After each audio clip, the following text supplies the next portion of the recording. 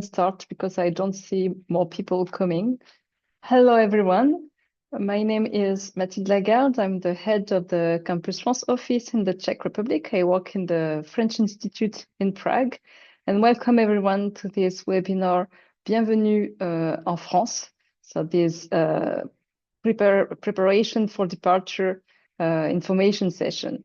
Today I will be with Eliška Kaplan, who studied as an Erasmus student in Lille, and she will share her experience as a Czech student in France.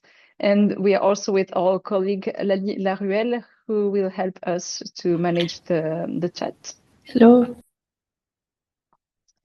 So we will speak for around 1 hour, and at the end, there will be a Q&A session, so don't be shy. At that time, you will be able to turn on your camera and microphone by raising your hand, or you can also write down any questions in the Q&A session. If you want, you can write them all along the webinar, and we will answer them at the end. This webinar is also recorded, and it will be, you can find it then on our YouTube channel, so I will send you the link.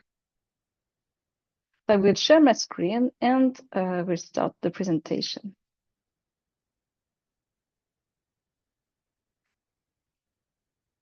Here we are. Can you see it, Eliška? Yes, I can. Okay, perfect. So before we start, you must wonder how many of you are here today. So now we are, there are 56 of you who will study all around France. And I'm quite happy to see such a diversity. As you see, I put on the map all the pins where you'll be studied, so in different cities, from Lille to Perpignan, from Lyon to Lorient, for instance, many cities. And even one of you is going to study at Université des Antilles in Guadeloupe, in the Caribbean. So I'm really happy to see such diverse profiles. Some of you will study as bachelor students, masters, or even PhD students. Some of you will go only for 1 semester as an Erasmus student. Others will stay longer and will carry out all their studies in France, hopefully. Here is an overview of today's program. The first, I will briefly present all the procedures, the administrative procedures that non-European students must do related to the visa and residence permit. Then we'll speak about the most important topic, I think, at least the most stressful for you, which is accommodation. I speak briefly about health and administrative procedures at the university level. We'll have a point about budget, life in France, and then I will give you some resources, and I speak a bit about the France Alumni Network. So first, as I said, we're going to start by speaking about the residence permit. So this is a procedure that only a non-European student must do. So if you have a citizenship of a European Union country, you don't have to do anything. But I know that some of you are from other countries, so I will speak briefly about this procedure.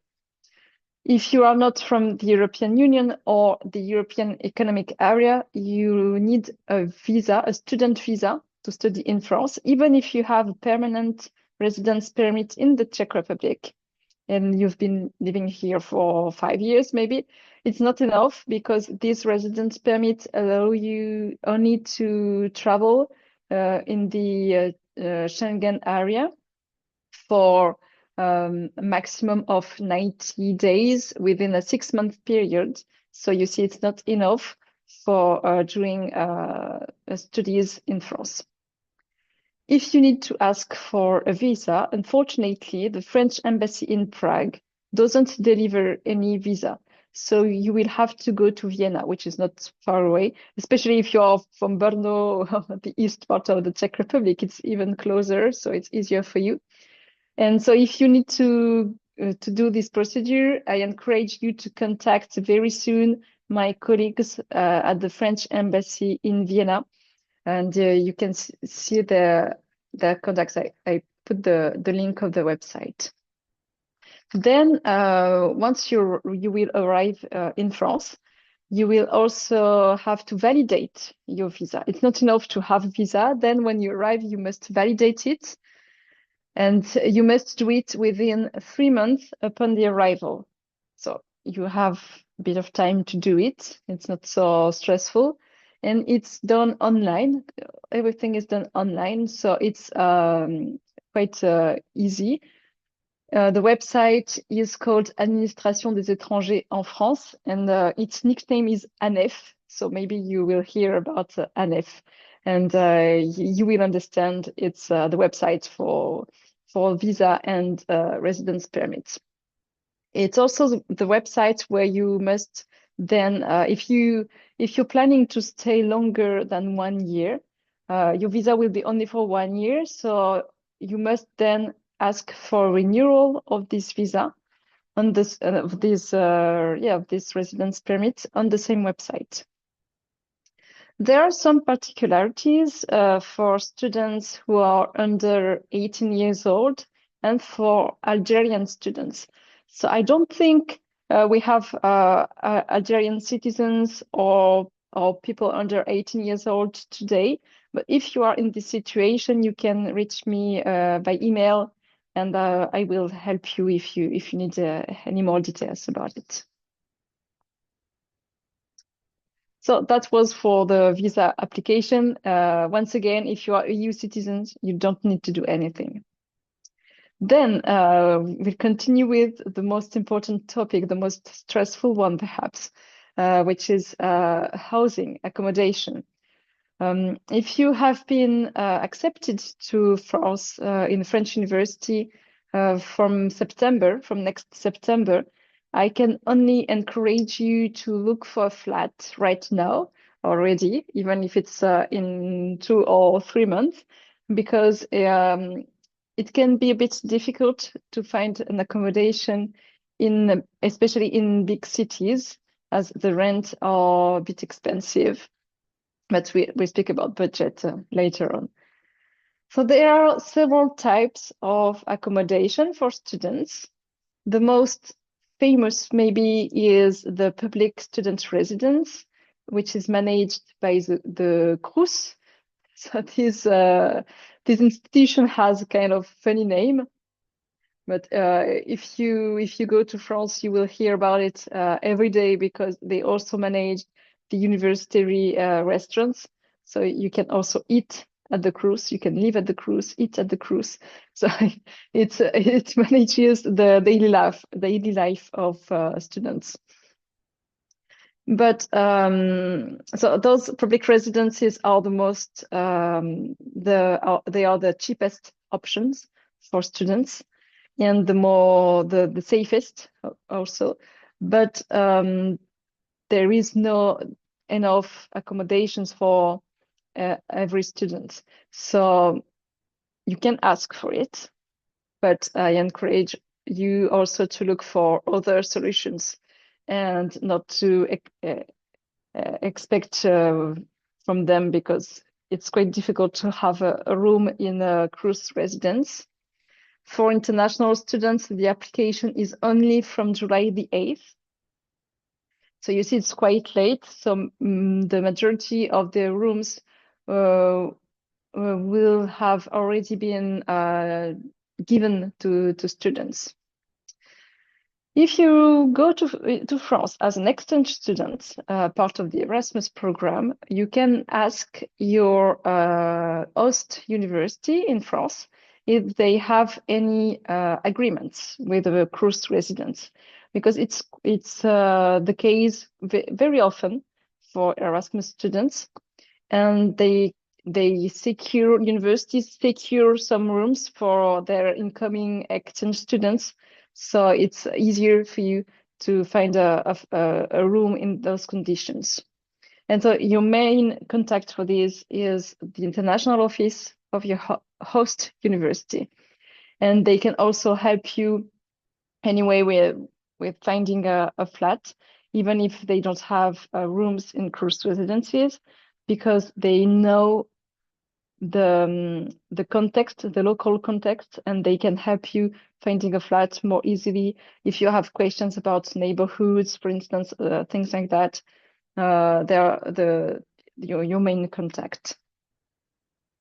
And so in addition to public residencies, there are also other types of accommodation. If you go to Paris, there is another residence called the International University City of Paris, which is only for international students. Then there are private student residencies, which are usually all inclusive, so they are really comfortable, really quite new in general, and they are a bit more expensive than the public residences, but there are also other facilities. Sometimes there is a gym or a place to a laundry, and also shared rooms for students to meet and do activities together, but it's a bit more expensive than the public residences. Then, of course, it's also possible to rent a regular flat with a private owner or through a real estate agency. Then you can also share a flat, and it's, I think, the most common solution now for students in France, especially in big cities. They tend more and more to share a flat because it's cheaper, of course, but it's also a friendly solution. When you arrive in a city where you don't know anyone, it's going to help you to meet new people. And there is also a new solution that has been existed for some years, maybe. It's developing more and more. It's the intergenerational shared accommodation. So in this case, usually young people, students, share a flat with an old person in exchange for cheap housing. And sometimes the old person asks for help with grocery shopping or to clean the flat, thing like that. And in exchange, the rent is really cheaper than what it should be otherwise. And there are also host families. If you stay for a short period, it can be a nice solution because you will speak French within the family. And so now I turn to Eliška. Can you share your experience about accommodation? How did you find a flat? Yeah, sure. So I stayed at the public student dormitory residency managed by the CRUS. And I basically applied through my host university. I remember that the international office at some point sent us an email telling us to fill in some documents also for just the university stuff. But I also filled in that I am interested in applying for the student residency. And then I just waited for a couple of weeks. I don't remember precisely. And then they let me know that I got the room, and then I had to fill in some documents to get in. And from the experience of my friends at that time, they were either also at cruise residencies or they used the shared accommodation solution. So these were the two most common options around me at the time. Thanks. And was it your flat in the cruise residence a shared flat, or did you have your own bathroom and kitchen within the flat? So I had my own private room with my own private bathroom. It was a very small 9-meter Mm. square apartment, but I had everything I need. There was a bed, a desk, and a private bathroom, which was really nice. Only the kitchen and dining room was shared. There was usually one kitchen per couple of rooms, usually for one étage for one And floor. floor. Sorry, yeah, for one floor, and that was a very nice way of like also connecting with people, meeting new people. So, but it was also nice that I had a room for myself. So it was like a nice compromise, I would say, between privacy and Mm. sharing. Yeah, there are different types of rooms and flats in student residencies. Some are as Eliškas, but there are also some cases in which the students only have their private room and they share both the kitchen and the bathroom. And other residencies also offer bigger flats with the private kitchen and bathroom. So it can depend. Obviously, the rent is higher if you want a private flat, but it can exist as well. Yeah, I can add that I chose the cheapest room that I could get as a student. So this was the cheapest option. But if you have a bigger budget, you can ask for the pricier ones as well. Thanks. And so I saw we had already one question about the next what I'm going to speak now in the next slide. Um, to rent a flat in France, you need to give some documents to the landlord or the real estate agency or the cruise. So they will usually ask for the following documents. Une attestation d'hébergement, so that's a document that proves where you live before coming to France. So if you live at your parents, you must ask them to write down these this is small letter, just telling I hereby say that my son, daughter lives at my place, and you give the address, and that's it. For the if you already have your own flat in the Czech Republic, you can also ask your landlord to do the same letter, and then it's possible that the landlord in France will ask for it, but it's not compulsory. So, but maybe so. Be ready for that. And they will also ask you proof of residency. They usually ask for a bill to prove your address. So either electricity or gas bill, and sometimes they accept internet or mobile phone bill, but usually it's about electricity or gas. Of course, to rent a flat as a student, you must prove that you are a student. So for that, you just need to give your student card of your student certificate that your host university will give you, an ID. That's quite obvious.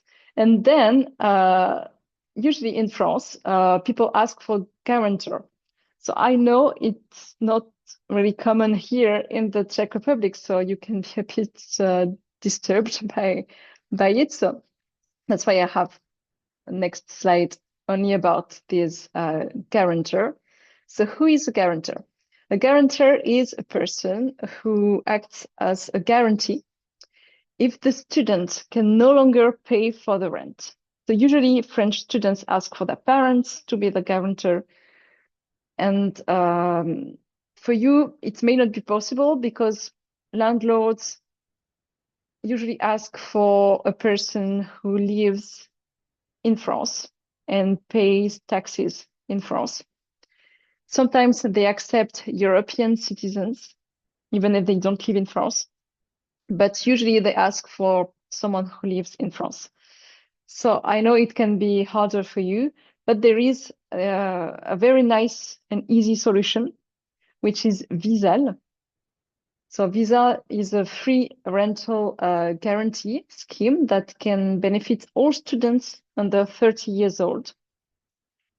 It's completely free. You ask for it online, and it's really safe, and it's even safer for the landlord as well, because it's not a private person, a real person. It's basically the French state that acts as a guarantor. So obviously they will pay you rent if you don't. but don't count on that. You must pay your rent, but then the landlord can ask them if you don't. And if you are older than 30 years old, you won't be able to ask for this one, but there are also other solutions, other guarantees that you can ask for. Especially if you open a bank account in France, sometimes banks also offer rental guarantee solutions. So you can ask for them. It won't be free in this case, but if you are older than 30 years old, you will have to choose a not free solution, but it's usually not that expensive. So either you ask a bank or an insurance company. And so, Eliška, did you do the visa thing? Did you ask for visa? I didn't ask for a visa, and I also don't remember I needed a guarantor. Like, I definitely needed to prove to the student residency that I have housing insurance. I had to pay 2 month rent in advance. And so I guess that was kind of a guarantee in case I wouldn't pay my rent for a month, then that could cause an issue. And I had to have an invitation letter from my host French university. So I don't know if the guarantor was maybe at some point dealt with by my home university in the Czech Republic. Maybe there was some kind of agreement between universities, but I don't remember needing a guarantor per se. I think maybe there was this agreement because usually cruise residencies ask always for a guarantor, from what I know. And so then to continue on the housing topic, I have good news for you in this next slide. It's about financial aid that students can ask for to help you to pay a part of your rent. So it's managed by the CAF, Caisse d'allocation familiale, and we call it the APL, Aide personnalisée au logement. So all the people who rent a flat can ask for it. It's income based, but as a student, usually you have access to it. And it depends on the type of housing, the price of the rent, of course, and as I said, your situation. Usually, I would say that 95% of flats are eligible to this APL. But if you are not sure, don't hesitate to ask the landlord or the other flatmates if this flat is eligible to APL. So to ask for this financial aid, you must ask for it on the website of the CAF. And for that, it's a bit tricky because they changed the system some years ago. To create an account on the CAF, you must have a French social security number. So it's the health insurance number. If you are European, I will speak about it a bit later, but you won't need to open an account at the French health insurance. So in this case, you must ask the CAF for a kind of source number only to register on their website. But now it's been in place for some years, 3 or 4 years, I think. So they are used to do it for international students, European students. And then to ask for the APL, you will have to give also some documents, a certificate of honor that declares that you have enough resources to live in France, your birth certificate. So you must do the translation or ask for translation of many documents. So be aware of that. Your identity card, that's kind of obvious. The European health insurance card, a school certificate, and the lease of your flat. And so, Eliška, I think you ask for it, right? Yes, I applied for this, and I at the beginning, some like student associations in France were telling me that I would need to start a French bank account in order to receive this support. But in the end, I just tried to apply with my Czech bank account, but in euro currency, and this was accepted without any issue by the housing assistance office, by the CAF. So from my experience, I didn't need to start any French bank account. I just had a Euro bank account from my Czech bank, specifically Fiobanka. So that was sufficient.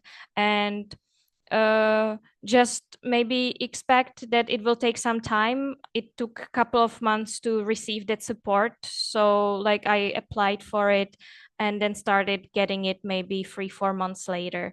Um, so just don't expect it to come to you right away.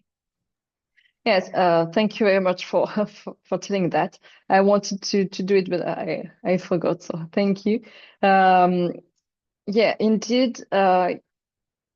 It usually takes some months before your your your account is validated. But even if, for instance, I speak with an example, it will be easier to understand. If you arrive in France on the 10th of September and you have this flat on the 10th of September, and you create your account on the CAF on the same day, but then it's validated only in December, let's say, you will have the APL for December, November, and October as well, even if they validated your account after. It goes backwards. I don't know how to say exactly in English, but only the first month is not taken into account because it's not a full month if you arrive on the 10th. Even if you arrive on the 1st, actually, it's not taken into account. But then, even if they validate your file only in December, you will have money for December, November, and October as well. But at the beginning, when you arrive, you must have enough money to pay for all your rent by yourself. So that's very important to have this in mind. So now, once you have the flat, so congratulations, everything is great. And you still have to go through some administrative procedures. And so that's what the questions written in the question written in the Q&A was about. So yeah, you have to take a home insurance. That's compulsory for any flat, either in a student's residence or private flat, shared accommodation. It's required to have a home insurance. So you can start a contract with an insurance or bank. It can actually be done online very quickly. It's very easy to do it. And it's not really expensive. I think, of course, it depends on lot of parameters. So I can't really say, but it depends on where your flat is, in which city, which neighborhood, on the if it's an old flat or a new flat. If it depends also on the size of the flat, etc. But I'd say it's basically between maybe 50 and 100 euros per year. So it's not really expensive. Of course, you also have to sign the lease before entering when you enter the flat. They usually require also to pay a deposit. And be careful with this deposit because if the flat is unfurnished, it can be only equivalent to 1 month rent. If the flat is furnished, it can be a maximum 2 month rent for the deposit. It can't be higher than that. So if the landlord asks for a higher sum of money, It's illegal, actually, so they shouldn't do it, and you must be very careful. Then, if it's not in the flat already, you must, of course, take gas, electricity, and internet subscription. Register to the CAF, as we talked about for the APL. And be also careful if you have to leave the flat earlier than what's written on the lease. For instance, if you have a lease for 1 year and you know you will stay only 9 months, you have to be very careful about the notice period. Because usually you have to tell the landlord when you're leaving at least 2 months before you leave. And in big cities where it's many people are moving all the time, it's 1 month. But usually it's 2. So be careful about it also. And so, Eliška, how did you deal with home insurance in your case? So I needed the home insurance, and I actually got in touch with an insurance company, a Czech insurance company, which was a partner insurance company of my home university, so University Palacký at that time in Olomouc. So they had some kind of agreement with with a private insurance company which was offering their services to their Erasmus students. So maybe you know if your university has such a partnership with an insurance company. If you don't know, just maybe ask your Erasmus office if there's a possibility. And I just dealt with them, and it was quite easy because they were helping Erasmus students a lot. They knew exactly what the French side would demand to be included in the insurance. Thank you. And so I think that answers the questions Yaroslav asked in the Q&A, because he asked if home insurance need to be arranged with a French bank or insurance company, or if it can be also done with a Czech provider. So in your case, Eliška, it was a Czech provider and Yes. it was accepted. But once again, you were living at the cruise, so it's a public residence. So I think they accept other providers from other countries with validity in the EU. But I think that if you rent a flat with a private landlord, it can be more difficult, because sometimes they will say, "Oh, I don't know this insurance, so I don't want to hear about it." You know, they are a bit stubborn sometimes. Therefore they're wrong in this case, but that's it can you can't do anything if they say that, so be careful. And also someone else asked if travel insurance can be a home insurance, and I don't think so, because in the travel insurance you don't say the size of your flat, the address of your flat, so it can't be an insurance for your flat. Travel insurance can count as well as a health insurance, but not home insurance, I think. But I think it's better to check with your travel insurance if afterwards, once you found a flat in France, you can add another subcontract with them for home insurance. It may be possible, but I don't know exactly. So it's better to check all the terms within the contract. And there's another question about the CAF, but we'll speak about budget a bit later, so we won't answer it now. And so to finish on this big topic, so don't worry, because I will send you then all the information. So if you don't keep in mind everything after the presentation, after this webinar, it's not a big issue, because I will send you all information. And once again, I encourage you to contact the international office of your French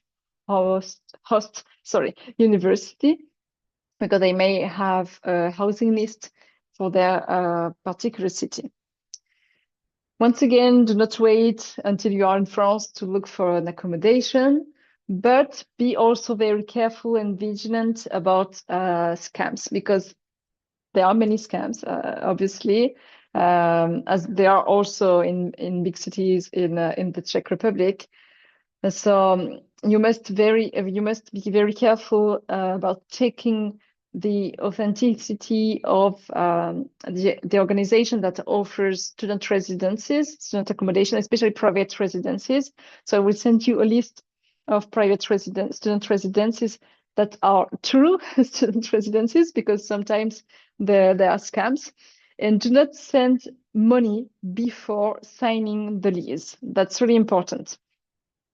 Except in residencies, because they can ask for some money to secure the flat. Sometimes it happens, but with a private owner, never do it.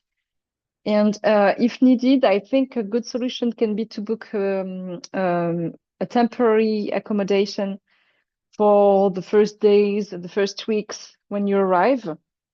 So an Airbnb or something like that, to get familiar with your new environment. And then you will find a permanent accommodation more easily, because you will already be in the city. So you'll be able to go in person to visit the flats. And also you will be more familiar with the different neighborhoods. And I will also add something I think you must be very careful about, is the location of your campus, because some universities are really, really big, and they have several campuses in Paris, but also in Lyon, in Aix-Marseille, or in Lille, as Eliška, because she studied at Université de Lille. But your campus wasn't in Lille exactly; it was in Villeneuve d'Ascq, which is another city. It's not far from Lille, and you have public transportation to go to Villeneuve d'Ascq, to the city center of Lille.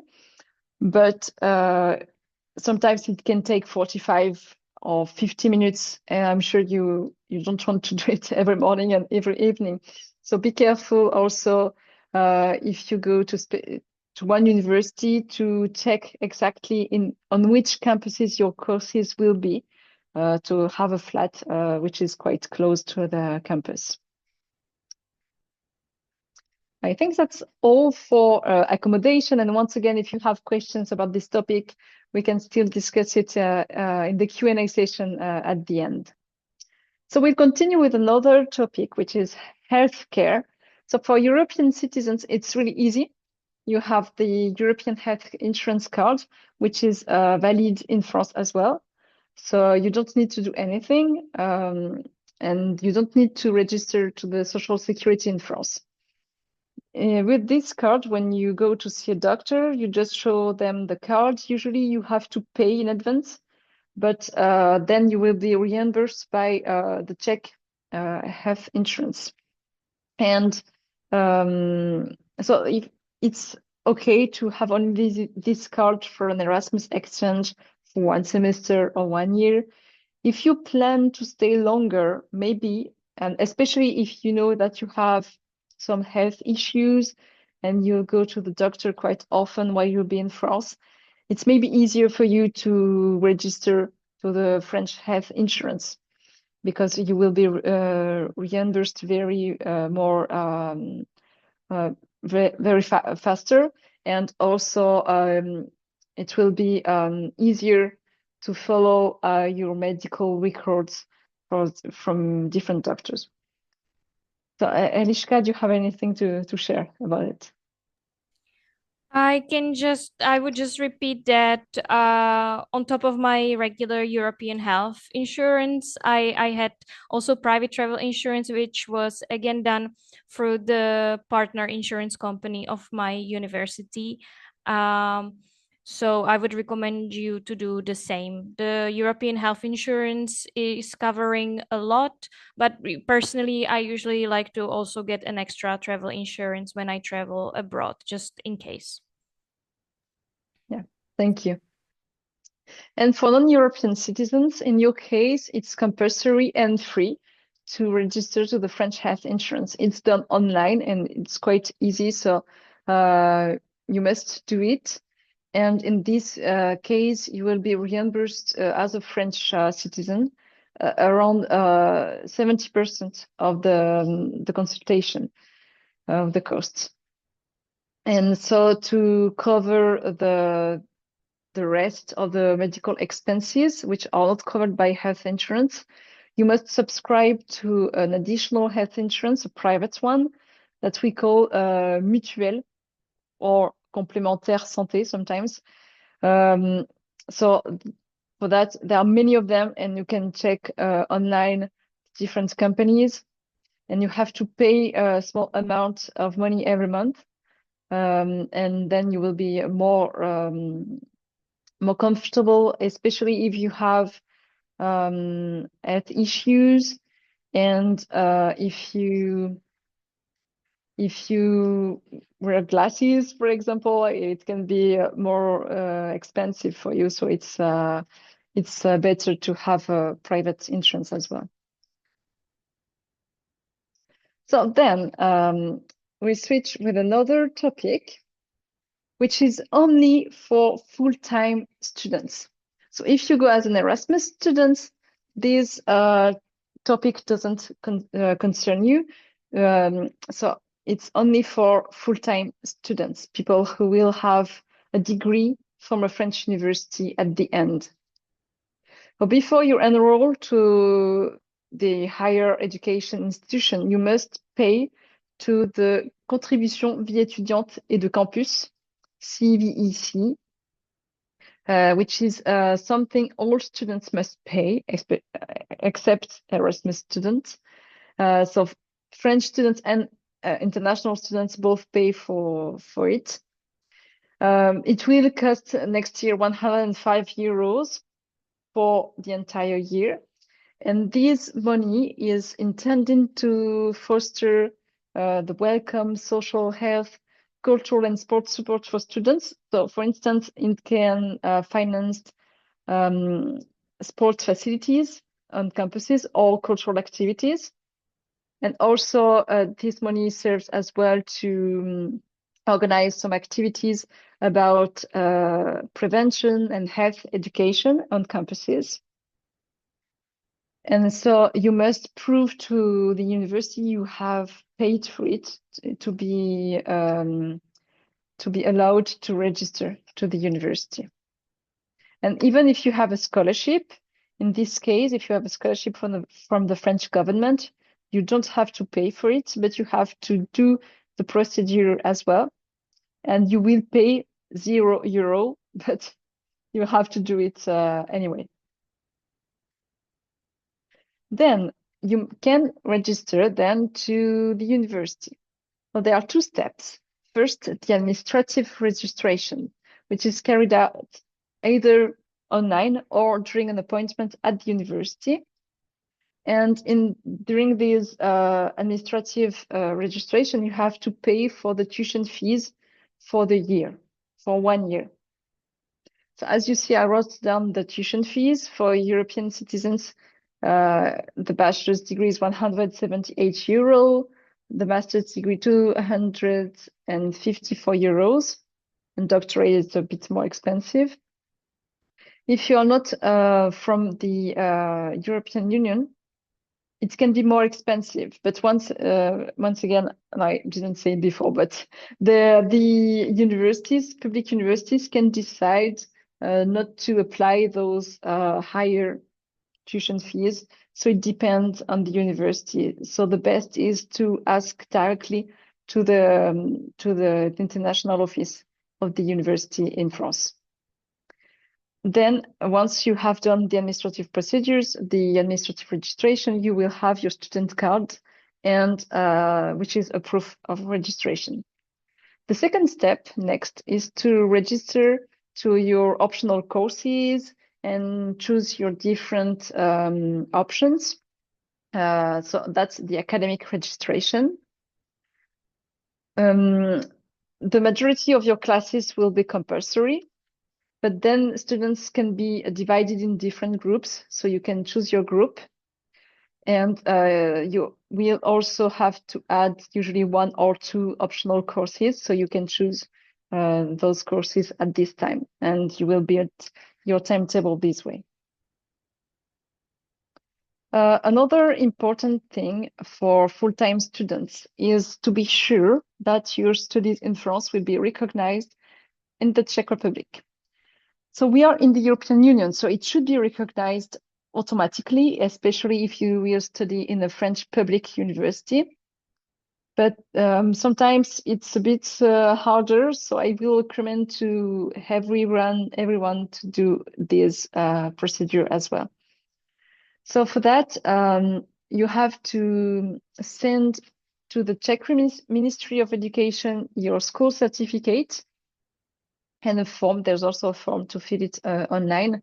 And then the Czech Ministry will give you they will send you back the document certifying the recognition of your studies. But it's important to know you have to get this document in person. So if you already live in France, you can't go back only to go there to have this document at the ministry. So it's easier to give the right to your relatives in the Czech Republic to have the document for you. And then next topic is about budget. So we'll answer the question about the amount of the CAF here. As you can see, so I put some information about the prices of different things in France. Of course, I'm sure you all know that Paris is more expensive than other cities. Bigger cities in general are more expensive than smaller cities. Cities everywhere in the world, I think, so that's quite obvious. Eliška, can you tell about your budget when you were in Lille? So I went through my archives and I was spending 800 to 900 euros per month, including the rent. The rent was 250 euros at that time. I want to emphasize that I was on Erasmus just before COVID happened. So I don't know how much the inflation and everything afterwards influenced the prices now. But it was definitely pricier for me than living in the Czech Republic. But at the same time, I tried to make the most of my experience. So I definitely spent money on things that weren't necessary. I tried to travel a lot. So definitely the budget could be smaller for other people. And there was also I was receiving the money also from my home university to support my stay. Okay, thank you. Yeah, it's true. I know that in Lyon, for instance, we recommend to students to have around 800, 900 euro per month to be able to pay the rent, food, transportation, but also to enjoy the city. And so the CAF is usually around one third, from 1/3 to 1/2 of the rent. So it depends on your rent, but it's quite interesting to have this aid because it's quite high, and it can help you a lot. So about opening a bank account. So it's not compulsory to do so, especially if you are a European. You can still use your Czech bank account. So the currency is not the same. So obviously you can have some fees, but you can check that with your Czech bank if the fees will be high or not. Then if you choose to open a French bank account, it's not very hard to do it. You can compare the different banks, what they offer, because usually they have special offers for young people or students, which are cheaper. And then to reopen the bank account, you have to go to the bank and set an appointment with an advisor. And sorry, and they will ask you some documents.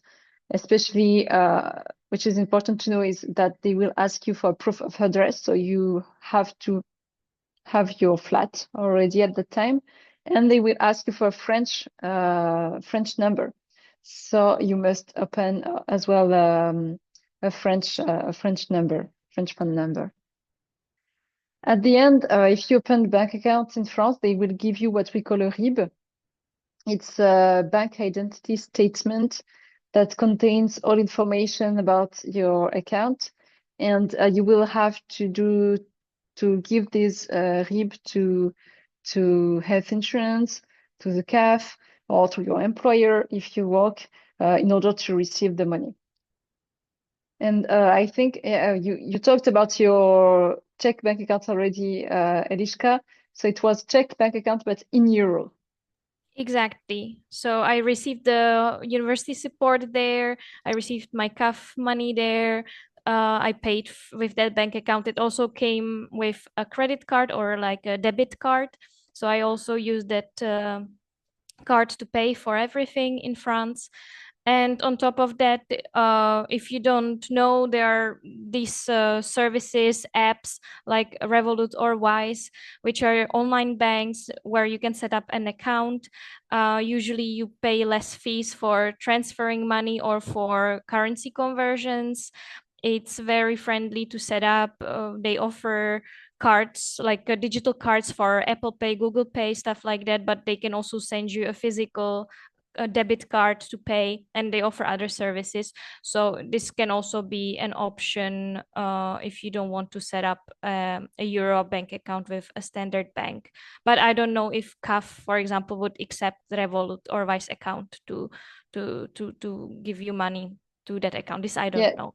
I'm not sure, and I have to say that the CAF offices are managed on the regional scale, on the regional level. So maybe the CAF from the Hauts-de-France in Lille accepted to send you money on a Czech bank account in euro, but maybe in another region they won't accept, because usually they ask for a French bank account, but it's hard to know. It's really hard to know if we don't have the experience. So don't be surprised if they ask you for a French bank account. And so if you have to open a French bank account, I think it can be interesting to you, especially if you are here with KB, with Komerční banka. I think it's better to go to Société Générale because it's the same bank, actually. KB is part of the French bank Société Générale, so it can really facilitate the transfer from one to another. And to continue, so Eliška, you said you received some money from your university. So was it the Erasmus grant? Yeah. Yes. Yeah. So usually Erasmus students ask for the Erasmus grant. So if you haven't done it yet, you must ask for it at your home university in the Czech Republic. And then they have an amount of money that they decide to share among their different students. So the amount depends from one university to another. If you are a full-time student, you can ask for the Crous scholarship. So Crous, once again, here it is. But only after completing one full year of study. So that means this year, for next September, you won't be able to ask for it, but in next May or June, you'll be able to ask for this scholarship for the year 25-26. And for that, you must be younger than 28 years old. It's also income-based, so you will have to prove your income. So either yours or your parents.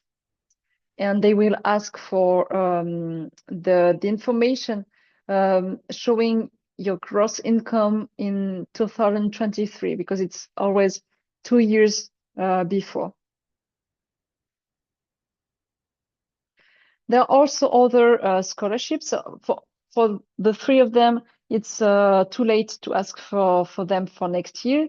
But I present them so that you will have them in mind for the future, especially if you go to France as an Erasmus student in your bachelor's degree now.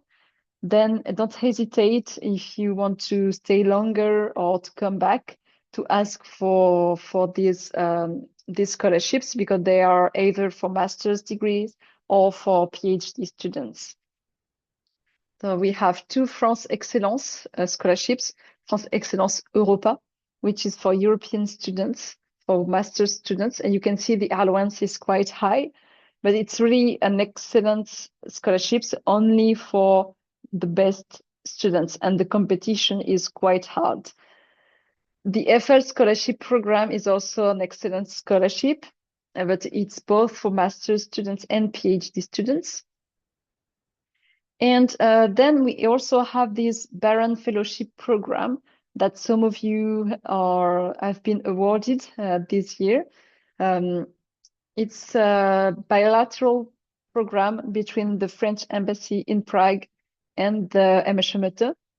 So it aims at sending PhD students, Czech PhD students in France and French PhD students to the Czech Republic, either for a short research stay for 3 months, between 1 and 3 month research stay in the other country, or for a double degree PhD.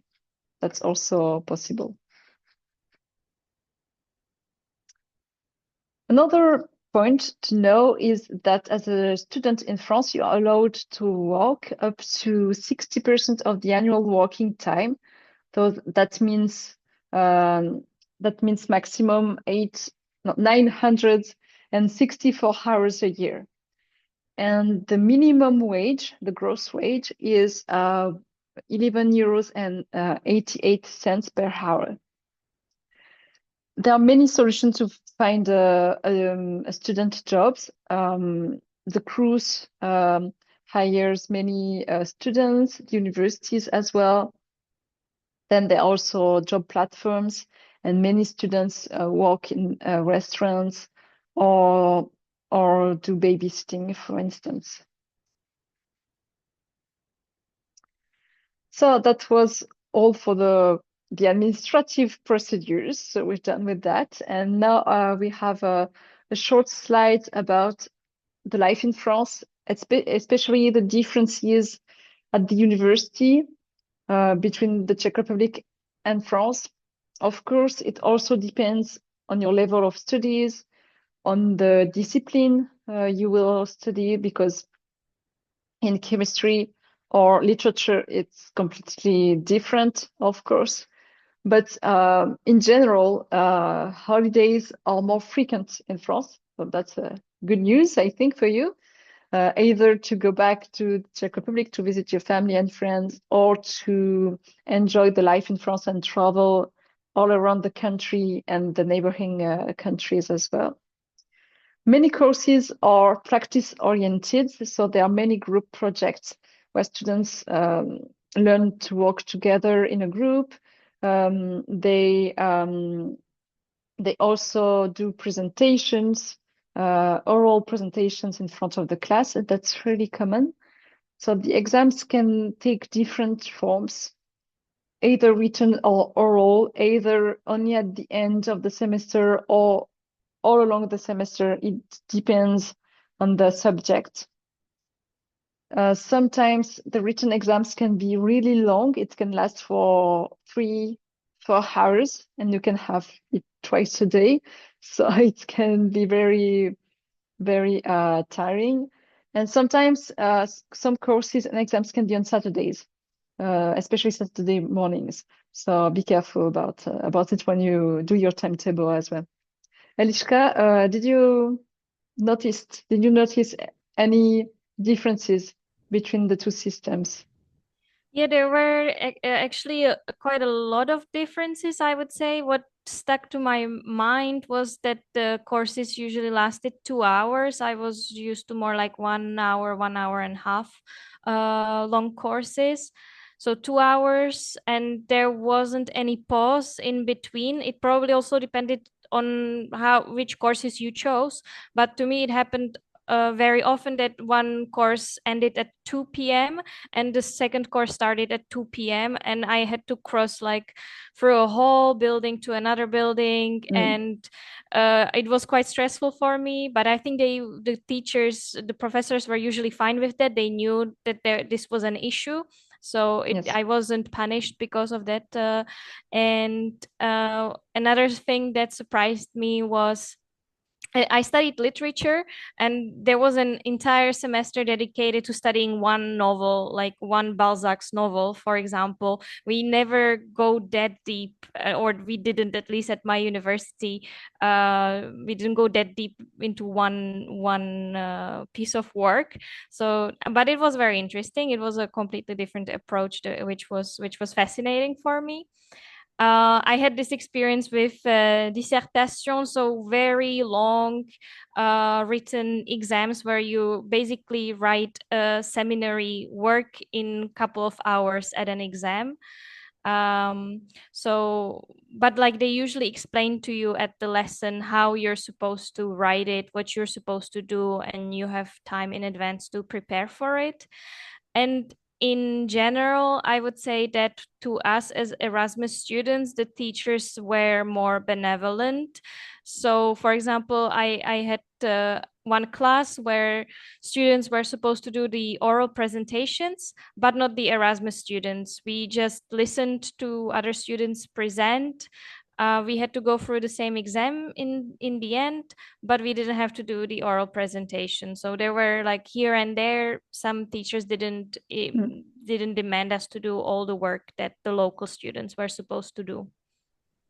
That actually depends on the teacher. That definitely Yeah. depends. There were some presentations I did, so it really depends. Some as well, I know, allow international students to have a dictionary during written exams, which other really don't allow. So it really depends on the teachers. And so I'm sure some of you already speak French very well, but if you don't, or if you want to improve while you're in France, of course, universities offer French courses for foreign people. So don't hesitate to take them. And you can also find centers, language centers with the label FLE, which is recognition of quality. And then, of course, there are also other resources, but as you will be in France, I'm sure you will improve your proficiency in French very, very easily. And then just to finish, I'm sure you know there is a lot of things to do in France, of course. Just to let you know that as a student, you may have access to some discounts on museums, in cinemas, in theaters, etc. Many museums are free under 26 years old. So it's a very interesting. And so, Eliška, what do you want to share at the end? What did you appreciate the most in France? Like I definitely appreciated the food and culture that's different in every part of France. I was in the north of France, very close to the Belgian border, so it was heavily Belgian influenced, I would say. There were a lot of waffles, French fries, beer. But it was amazing. So if you like this type of food and culture, definitely visit Lille and the regions around there. But there were also cinemas, theaters, a lot of student events you could visit. So that was amazing. Traveling was very easy in France, I would say. I traveled everywhere by trains or blah blah buses. So the transport was very affordable, accessible. Also, Flixbuses were available. So I traveled not only in France but also in the neighboring countries. So that was amazing. And in the end, I would say that I really appreciated at my Erasmus experience that it was very international. also the university supported the international aspect of everything. So there were a lot of events, and yeah. So for example, I joined the ESN, Erasmus Student Network, which was a student association that helps you find friends from who are also doing their Erasmus or some other kind of student exchange. And one more thing which is cool about France, in my opinion, is that France is a very engaged country in social issues, environmental issues. So there were a lot of, so if you're interested in these kind of things, there are a lot of protests that you can join, and you can really thrive in that area. There you will find a lot of support and a lot of like-minded people. So that was really fun. Thank you very much.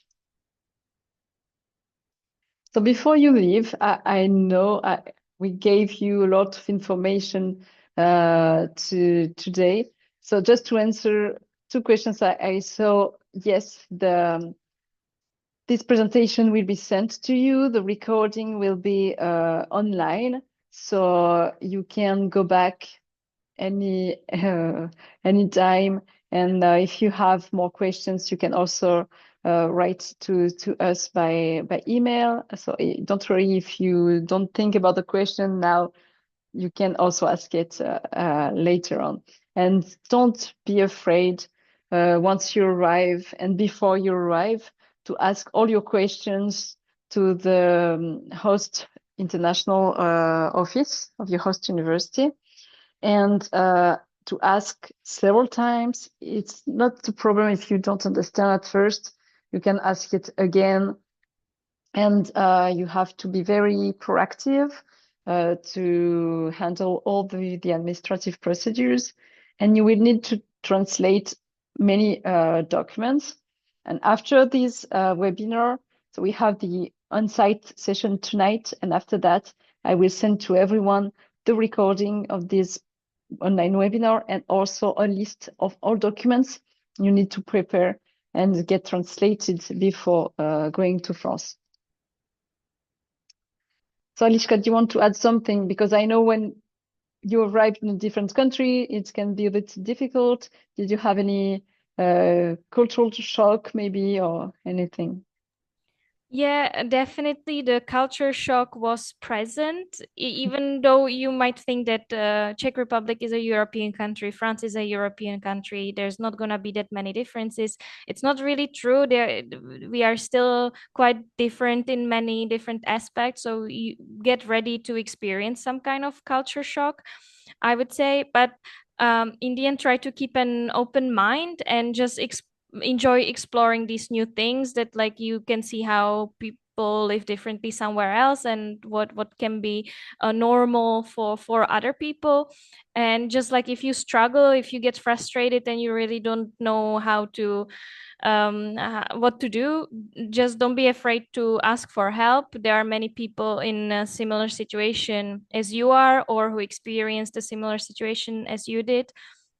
So you can definitely reach out to this ESN, your Erasmus Student Network, or the International Student Office at your host university. There are also community groups on Facebook or Couchsurfing, and I'm sure other platforms. So just don't be afraid to ask for help. You are not alone. But you might still experience loneliness in a different country. It might be hard for some people to find new friends. So for this, I would recommend what I did, because I can also be quite shy. So I joined student associations, ESN, to be able to meet other international students. I applied, for example, for the buddy program, which is organized by ESN, and they basically get you in touch with a local buddy, so a person, a friend who meets you and goes around you around the town, shows you things, explains to you what to do in certain situations, and this way you get your first friend, usually in the new city. And there are also other community events I joined, for example, Partage ma table, share my table, in that event, you got invited by a local French person to their house, and they cooked for you, and you could, share some community time together, practice your French if that's what you wish, and just have some nice time and food with a local person. Um, because for me it was at first a bit hard to get in touch with local French speakers, and I wanted to practice my French, and I had like this international group of friends where we spoke English mainly, so I'd also try to join these community events with local French people. There are also these things called language exchange meetups or language cafes, where you can find a lot of French people who want to practice their English or some other languages. So this is also a way how to meet locals and have some language exchange with them. And the last point that I put there, that like what can be difficult in France or Erasmus in a different country, is the budget, because especially if you go from the Czech Republic to the Western countries, the prices get higher. And for that, I don't have a simple solution. There are many solutions, I'm sure, but one of the ways for me to save money was to cook most of my food in the dormitory, in the shared kitchen. And this was also a way how to meet more people, because we would cook together, we would share food, and we would have a good time. So yeah, this was a really cool way how to spend time and also how to save some money. Okay, thank you. And so I already spoke a lot about international offices from your host universities, but also in many universities and cities, there are what we call student welcome desks. So those are offices dedicated to international students. So they can help you with all the questions where you may have about accommodation, health, residence permit, etc. And so Eliška talked about the buddy system. So if you have an opportunity to join this system, it can be a very good way to meet a French student and to ask also for help when you arrive. To finish, I put some resources. So I will send you also the links later on by email. And when you will go back to the Czech Republic after your studies in France, you can join the France Alumni Network, which is managed also by myself here in the Czech Republic. And we organize events on a regular basis for people who studied in France in the past. And now we have more than 720 members in the Czech Republic, so don't hesitate to join this network after you come back to the Czech Republic. And so, as I said, I will send you then by email this presentation, a list of all documents to prepare and get translated, a list of links for help you with your housing search, and the links to the video, the campus tours videos and online documents. And then we also on Instagram and Facebook. So if you do stories on Instagram, you can tag us in your stories. And here you have our email addresses. So if you have any questions after the webinar, you can still write us an email. Thank you for your attention. So I will end sharing my screen, and we can answer the questions. So don't hesitate to ask anything. I saw we already have questions in the Q&A. The first is about students jobs, sorry. Is it easy to find a job without speaking French? Are there any cruise jobs where this is possible? So for the cruise, I'm not sure. They may ask you to speak French. But then if you don't, there are also other possibilities. It's quite similar to here, I think, especially if you live in big cities and you can walk in touristic areas, in restaurants, bars, for instance. It's possible even if you don't speak French, because the clients will all speak English. Many of them will be tourists, so they won't speak French. So I hope that answers your question. Another question is, were all of the lectures recorded? So I think it's about the classes. Were any of your classes recorded, Eliška? Do you remember? I don't believe so. I I think don't then think so. when we switched to the COVID mode, I had some Yeah, lectures that's online. different. Yeah. That was different. But before that, no, I was if I missed a lecture, I usually asked a classmate to give me their notes or Yes, something. usually French professors hate to record the classes, I'd say. So they usually put online documents even before the class that students can read beforehand. And then they put if they do a PowerPoint presentation, they put it online after the class. But there is no recording, no audio or video recording. How about the cruise accommodation? Cruise is asking me to arrange home and liability insurance. Could you recommend a French insurance company where I can arrange this? So I can't actually because we are not allowed to recommend a specific insurance company, and honestly, I won't know which one to recommend. But you can find online very useful websites where they compare the different options. And as a student, as an Erasmus student, I would recommend you to take the most basic ones, not an expensive one, but very basic that covers you the minimum, only the necessary things. How much does it take to approve a visa for a non-EU student? So as I said, the visa applications are only in Vienna.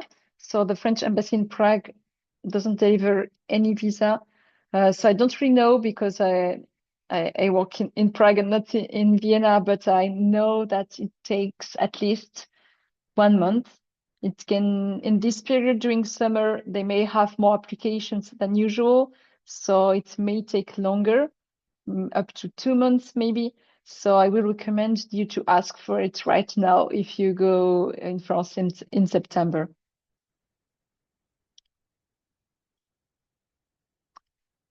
So I answered all the questions that were written. Do we have any other questions? You can also raise your hand, so don't hesitate. Yeah, so Hannah is asking if anyone has any experience with Studapart, because she doesn't know how to register there. So Studapart is one of the private residencies. Hannah, I don't know exactly how to register there, but if you want to, you can send me an email and we can have a look together to see more in details what they ask for you, or you can raise your hand if you want to ask more in details right now. Barcha asked if I would like to find a job, maybe like for a month or two, which documents I should prepare in advance for applying to the job. They usually ask for a cover letter and CV, and then if for 1 month or two, I'm not sure, but if you work for a longer time, they will ask you for your health insurance number because the employer will have to declare you to the health insurance company. So you can give them the European the European health insurance card as well.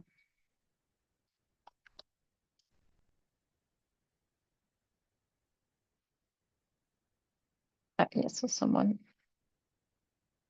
raised Hannah. So it's Anna. So Hannah, yes, please.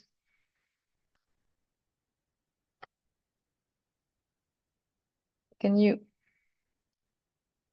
wait, Can you hear can me, you please? speak? Yeah, it's perfect.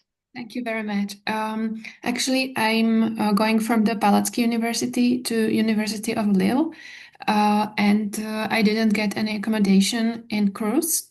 Mm.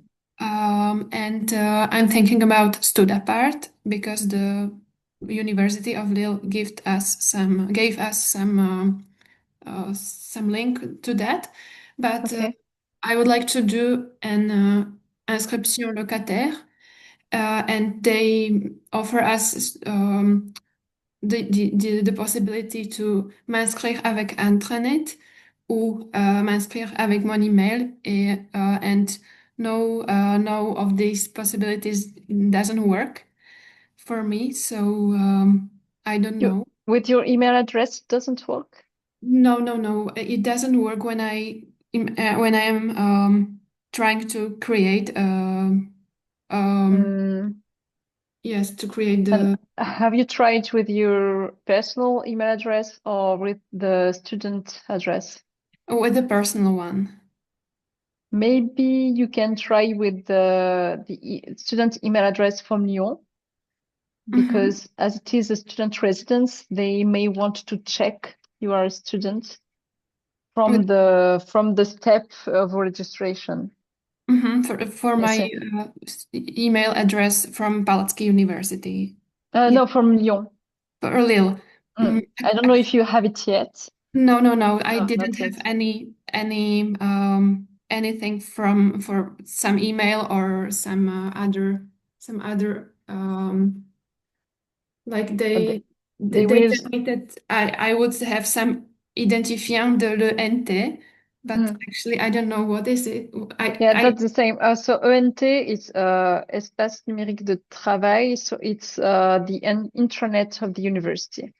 So Mhm. that's where I said before that teachers put their presentation online, and so they put it on the internet. But now it's a bit early for exchange students to have these accounts already. But you will have it very soon. Maybe the best is to ask directly to the university in Lyon for this number. Maybe they can do it faster. I'm not sure, but they will tell you when it will be ready, at least. Yeah. And you can explain them the situation with the Studapart. I didn't know about it actually, so thank you. I didn't know Studapart asked for student account actually Mhm. to register on their website. Yeah, thank you very much. Mm. You're welcome.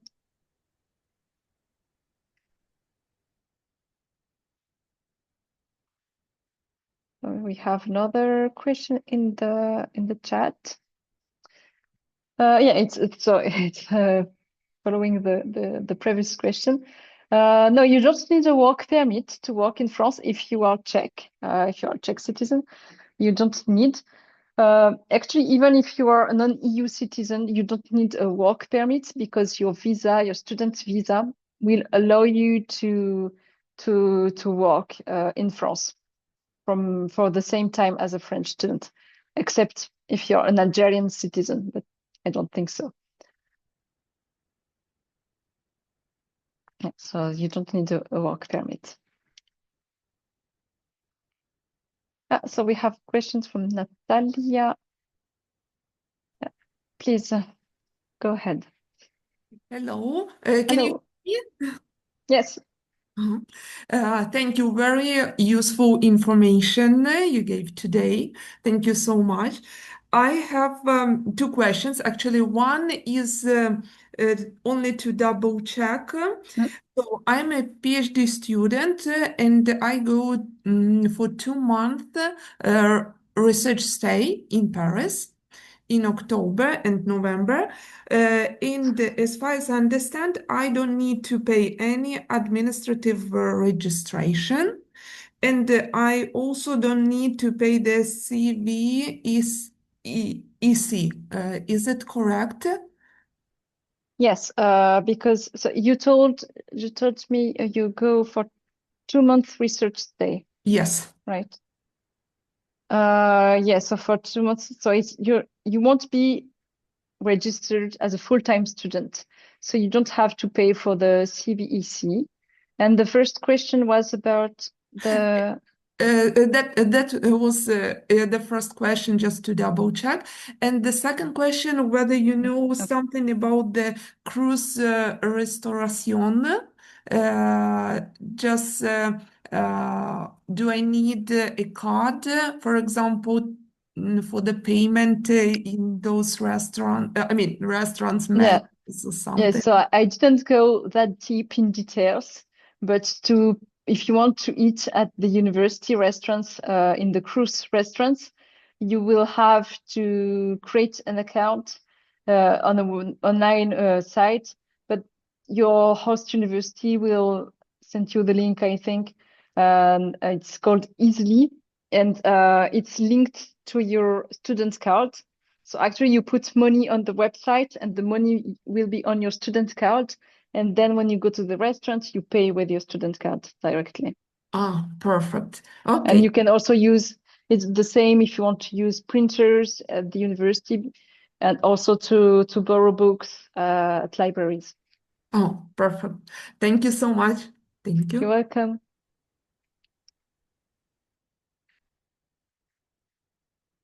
Do we have other questions? We still have 2 minutes, so don't hesitate. And as I said, if you don't think about any questions now, it's not a problem because you can still write an email later on, and you will be able to watch again this webinar and read again very carefully all the information.